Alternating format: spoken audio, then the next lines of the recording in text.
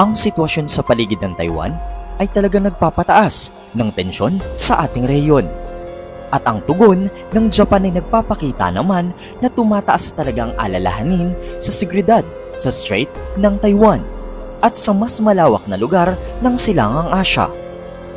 Ang mga pahayag ni Punong Ministro Shigeru Ishiba ay nagpapakita ng pagbabantay ng mahapon at ang kanyang pangako sa pagpapanatili ng kapayapaan sa rehiyon. Sa mga military drills ng China malapit sa Taiwan na tinuguriang mahigpit na babala ng Beijing, mukhang may malaking posibilidad ng paglala ng sitwasyon sa ating lugar.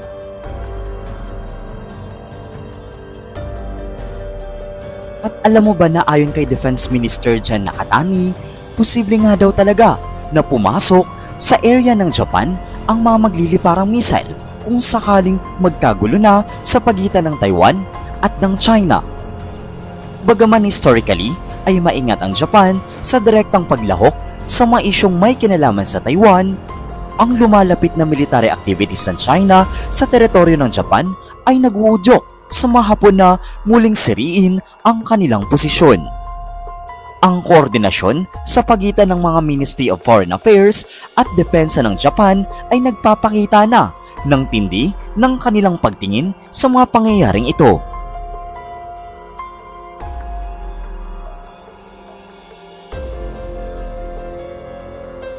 Huling nagsagawa ng malawakang military exercises ang China sa paligid ng Taiwan matapos nga manungkulan ang presidente na itinuturing ng Beijing na isang separatistang leader.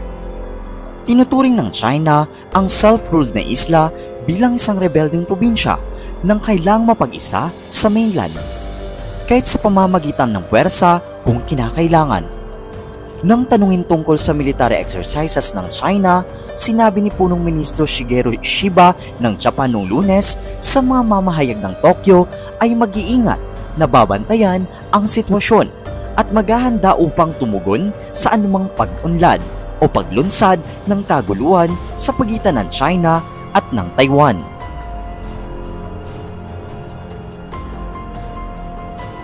Kung magpapatuloy ang paglala ng sitwasyon, maaaring mas malalim ang magiging papel ng Japan, hindi lamang sa pagmamanman, kundi pati na rin sa mga pagsisikap sa pagtatanggol ng ating rehiyon. Depende sa pangkalahatang tugon ng internasyonal na komunidad. Posible rin na magtulungan ng Japan sa kanilang mga kalyado tulad ng United States upang mapanatili nga ang katatagan sa rehiyon. Ang Pilipinas naman ay wala pang komento sa kaganapan dito. Ang issue ay naging sentral na paksa para sa Japan dahil ang kanilang sariling seguridad ay maring direktang maapektuhan ng anumang aksyon malapit sa Taiwan.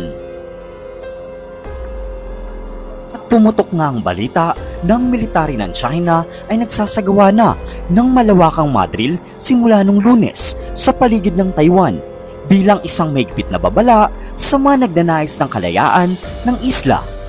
At nagpatuloy ang pagbibigay ng pressure matapos muling iginiit ng Pangulo ng Taiwan na si Lai Ching-te noong nakarang linggo ng dalawang panig ay hindi subordinate sa isa't isa, kung kaya't mas lalong nag-init ang China sa kanila.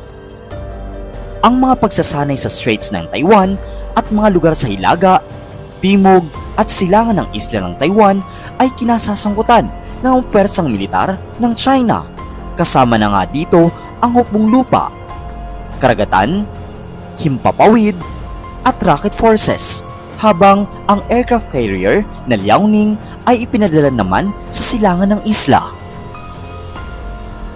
At ayon sa Eastern Theater Command na nangangasiwa sa karagatan, matagumpay nitong natapos ang mga drill upang ganap na subukan ang kakayahan ng kanilang sundalo sa pinagsamang operasyon. At ininagdag pa nitong nakaraan na sisirain nila ang anumang pagtatangka ng independensya ng Taiwan. Sinabi ng militar ng pagsasanay ay isang lehitimong at kinakailangang operasyon upang protektahan ang soberanya ng kanilang estado at ang pambansang pagkakaisa. Nakatuon nga raw ang drill na ito sa mga patrolya para sa handa sa labanan sa dagat at himpapawid.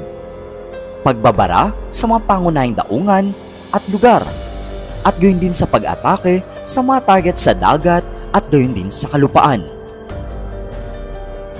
Agad nga itong kinondena ng Taiwan at hinihikayat ang tanggapan ng presidente ng Taiwan, ang Beijing, na itigil na ang mga karagdagang military provocation sa kanilang isla.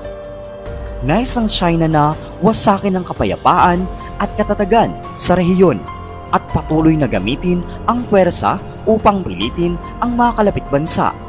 Ito nga isang post ng presidente ng Taiwan sa kanilang social media.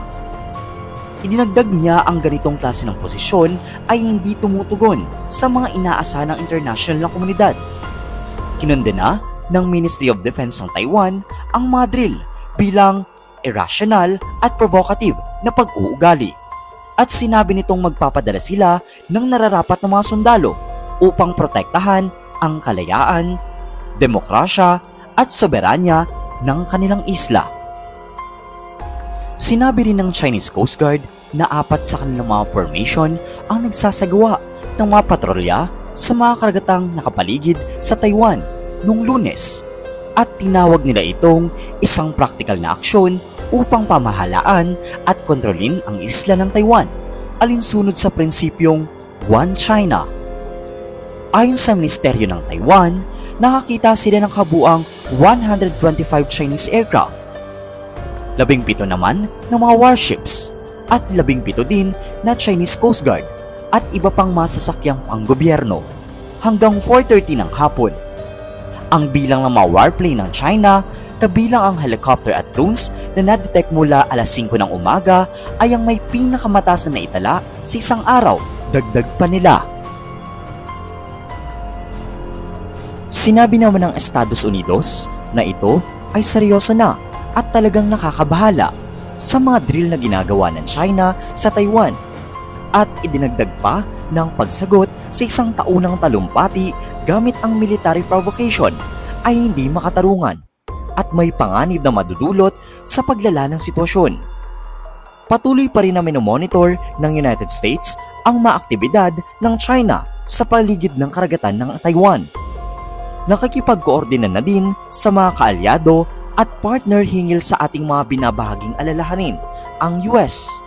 Bilang tugon, sinabi ng tagapagsalita ng Ministry of Foreign Affairs ng China sa isang press conference sa Beijing ng issue ng Taiwan ay purely internal na usapin ng China na hindi tinatanggap ang anumang banyagang panghihimasok.